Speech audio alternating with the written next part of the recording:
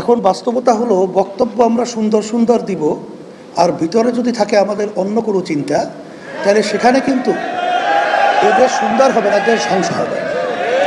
সেই হিসাবে আমি কথা বেশি লম্বা না করে সংক্ষেপে এতটুকু বলবো যে আসলে বাস্তবতা হলো যে আল্লাহ রাব্বুল আলামিন বলেছেন যত মাখলুকাত সৃষ্টি করেছেন এর ভিতরে সর্বশ্রেষ্ঠ সম্মানিত মানুষকে আল্লাহ সৃষ্টি করেছেন।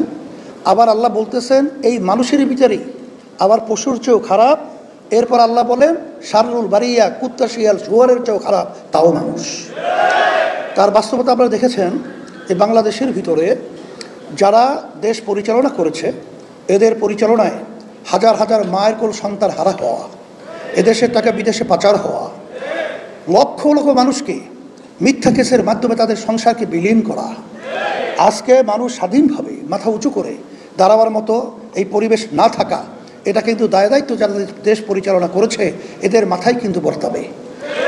এখন আমাদের সালাউদ্দিন ভাই যে কথা বলছেন যে আপনাদের পক্ষেই তো কথা বললাম করব, আমরা যেটা লক্ষ্য করেছি যেটা করবেন আসলে আমাদের প্রত্যাশা হলো এখনই করার পরিবেশ তৈরি করা।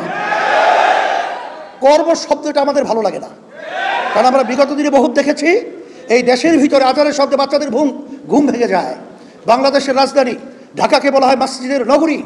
রাস্তার মোড়ে মোড়ে যেখানে মাদ্রাসা মসজিদ, যেখানে মুসলমান সন্তানদের আল্লাহ শব্দের ধ্বনিতে বাংলাদেশে আজকে সূর্য ওঠে সূর্য ডোবে, সেই দেশের মধ্যে আজকে নাচ গানের শিক্ষক শিক্ষাকে নিয়োগ দেবে, এই স্পর্ধা কেন বাংলাদেশের ভিতরে হলো এটা জানতে চাই। এই জন্য পরিষ্কার বলছি যে এখন ওই সিদ্ধান্ত বাতিল করতে হবে এবং ধর্মীয় শিক্ষা প্রাথমিক শিক্ষা অঙ্গনে সেটা বাধ্যতামূলক, এটা ব্যবস্থা করতে হবে।